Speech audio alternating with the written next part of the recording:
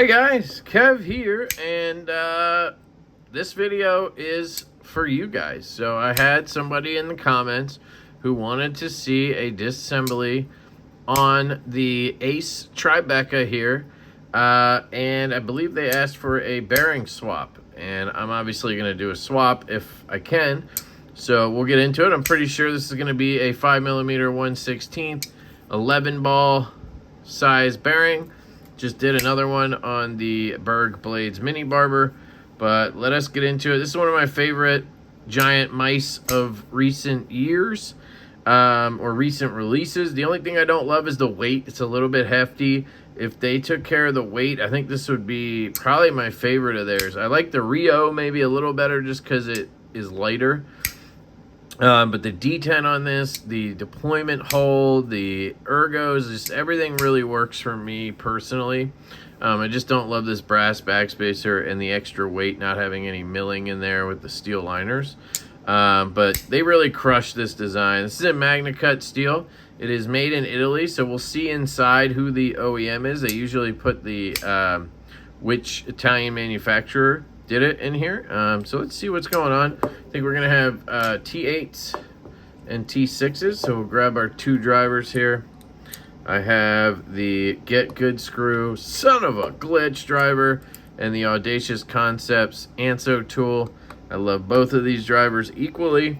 This one has a banger of a spinner. If you are into the spinny fidget caps, you're gonna like this one. That one has a little more grip. I do appreciate that, by the way. Ooh, all right. Looks like we might need our Skiff tool here. This is the finger bit from Skiff. So shout out to Skiff Made Blades while we're here. They provide the bearings for these videos, which is awesome. And they also sent me this really cool finger bit, which is a really great way to work with spinning pivots. So what you do is you lock in on one side, and now I'm just pinching down, locked in, and I can use this side to break loose. Now, hoping, oh, there we go, that the Loctite wasn't too tight, or maybe I would have to switch to the other tool there to get more grip, but we'll see which one's coming out. So it looks like I'm getting this side out. Must have just been a good amount of Loctite in there, yeah. So we got that out, and no damage to anything over here. It just works so well, that finger bit. They're $20. These are $20 in aluminum on Skiff Made Blades website. You can use the code LeftyEDC for 10% off your stuff over there. Bearings and stuff, knife maintenance stuff. But I think they even have these in 3D print for cheaper. But I would recommend getting the aluminum. So these are going to be T6s down here. It's one unfortunate thing I wish they would update at some point. More of an Italian thing than a Giantmouse thing, I think. Is this T6 or T8? It's T8. I think we're going to have to remove that to get the liner up. Yeah. Okay, let's see if I can keep that all together, though. Let's see. Let's keep that in there. That. Okay. And then we have a liner here. Hopefully I don't need too much coaxing. Ooh, blades in there. Be careful, Kev. Now, I want to say before I lift this off, I've seen some people posting online that their Tribecas have really bad detent tracks. Like, they look really marred up. Not sure what's going on with those.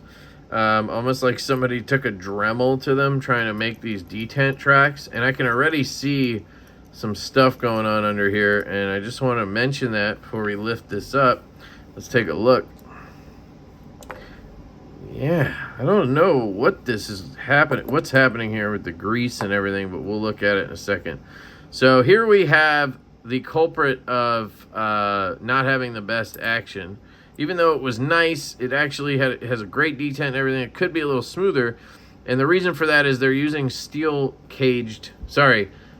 bearings in a brass cage. So I really want to see ceramic balls on a $200 knife personally, but you know, let's see what we got. There's some grease there, and this is our detent track, and it does seem like it was cut in. If you can see there, it's like grooved from here back, and then there's a detent ramp but it's not grooved here. From the hole to the track is interesting, and then it looks really burnt out in the pockets here and around the lockup. It's really interesting to see. Let's see if this cleans any of that out. No, so that is sort of burnt in there. Now, I don't know if that's going to have a negative effect or anything, but just interesting to note. And that detent hole is ginormous. Look at that. That is huge. Where's this detent ball? Yeah, you got a nice big white ceramic detent ball. I really like that they used that. By the way, Giantmouse did send me this knife to check out. So shout out to them. You can use my code over there, LeftyEDC. It'll get you $5 off your order. I'll link Giantmouse down below. But thank you to them. This one just says Italy, so we don't know which Italian manufacturer it is. So that makes me think it's their usual one, which is probably Fox. Because the last one I had from Lansdale, it said that inside. Same with Viper. So let's get some bearings out. Get our Tinker Force tray. You can get this Skiff measuring card as well from Skiff. Here's what we're going to use. 5mm 1/16 11 ball. Just going to dump those there. We don't need to swap any washers or anything because, well, they're you know, kind of built in. It's a steel liner. And then the pivot here is actually a D shape. So we weren't worrying about spinning there. It just happens to have a tool on both sides. Here's our liner. Clean everything up. Just if you take a knife apart, just make sure you clean the lock face on the tang and on the lock. Clean around everything. You're already in here. Don't make it harder on yourself, you know. So let's grab our bearings and we're going to get to work with our lubes. So we have here knife pivot lube. So I'm going to throw another code at you. KPL or knifepivotlube.com. Use code LEFTY10. 10% off your lubes and knife shield and your Q-tips, all the good stuff. Link in the description along with any disassembly tools you see. I have it linked down there. So heavy, I like to use on detent tracks. I have a video talking about KPL and what areas I like to use it on and that kind of stuff. So check that out if you're interested. I also just did a video on Skiff bearings. So if you want to check that out, hear why I love them and everything, you can definitely watch that as well. I've been using these products for a long time before I ever had links with them or anything. So I can highly recommend anything I'm using in this video, really, except for my brain. And am I really using it? I don't know. That is questionable. All right, let's see. What's going on here? This bearing does not want to drop in. What? Interesting. Did you see? I don't know if you saw that, but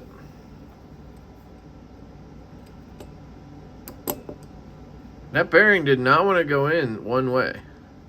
By the way, it sits really flush, which is nice to see, but let me just check this. So it gets past the lip there. Okay, now it's going down. I don't know, that was weird. Did not seem like it wanted to sit down, but there it goes. And it is sitting relatively flush, which is a good sign. Sometimes they don't want to fit in Giantmouse, but I think we're going to be good. So here we go. We drop this liner on. It's going to lock into that D shape. Push down on that. Then we're going to come over here. Okay, looks like we're going to have to do that a little bit better. What's going on here, folks? Let me shut this if I can. There we go.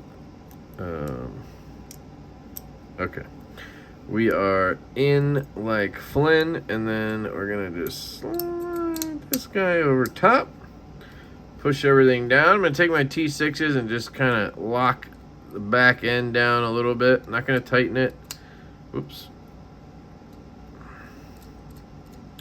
Just get it down a little bit. T8. Just keep this clip screw from popping out on us. Again, not tightening all the way. Then we have our pivot screw right here. We can start working that guy in.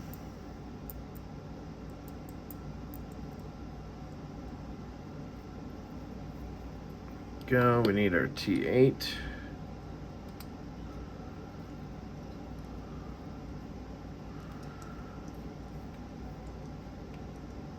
Okay, that one's tight. We are pretty much centered. Nice. Let's tighten this guy down. This guy. And our clip. Okay. So you can see centering looks pretty good. Maybe a little off to this side, but I haven't adjusted anything yet. Just gonna clean my hands with alcohol here. Get any oils off. And give her a flick. Okay, she pops. No play. She's locked up like a bank vault here. And yeah, she's definitely smooth. Detent is popping.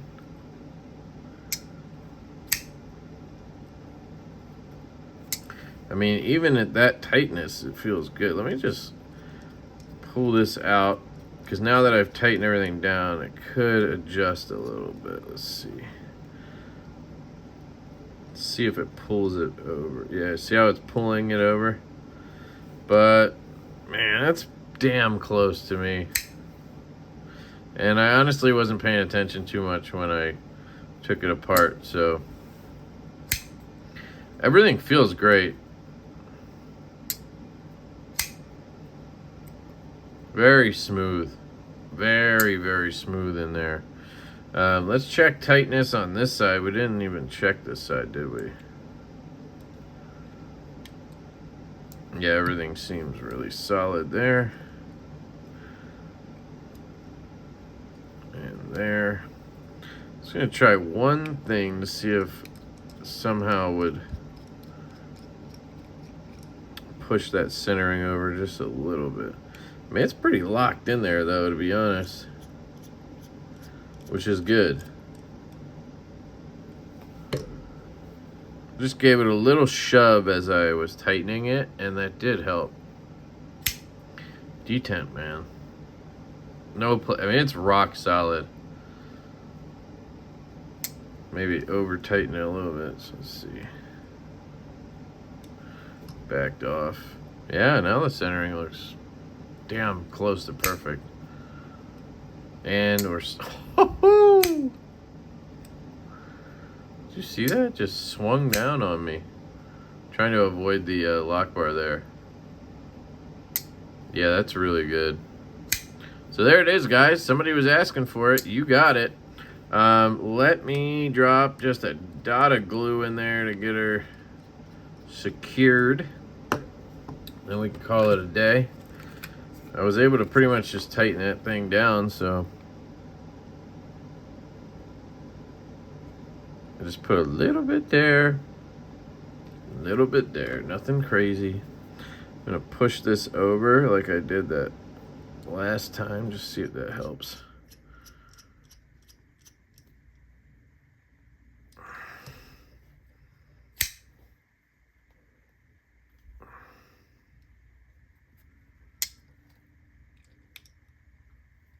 Tighten it a little bit. No play, no up and down. And action feels good. It's just a little tight on the what am I trying to say? The lock bar access. So it can actually, you know, get a little bit tough if you get a sweaty hand like I get to push that over. But yeah, it's gonna smooth out real nice. And the centering is, I mean, that's extremely close to dead nuts with zero play. So I think we've got this guy dialed in. And the bearings will smooth out the more you use them. The ergos on this knife are just phenomenal. I mean, especially with the titanium, it just really melts into your hand. My thumb lands right on that Vox style jimping right there. I really enjoy that. I like the size of the knife. It's just really, it's a great design, I think. Great detent, Magna Cut steel, Vox, Anso, Giantmouse, very smooth. So I just do the last finishing touches, cleaning up here, and then get you guys out of here. Let me know down below if you guys have any questions about this one. This was a request from one of you guys. I apologize, I don't remember exactly who it was. But you asked for it, and here it is. The bearings we used, 5mm 1/16 11 ball. And again, these are going to come with a brass cage and steel balls. So I would recommend the swap if you're confident in your disassembly skills. It was a pretty easy and straightforward disassembly. So there you go, guys. I love you all. I hope you have an absolutely fantastic day, and I will catch you later.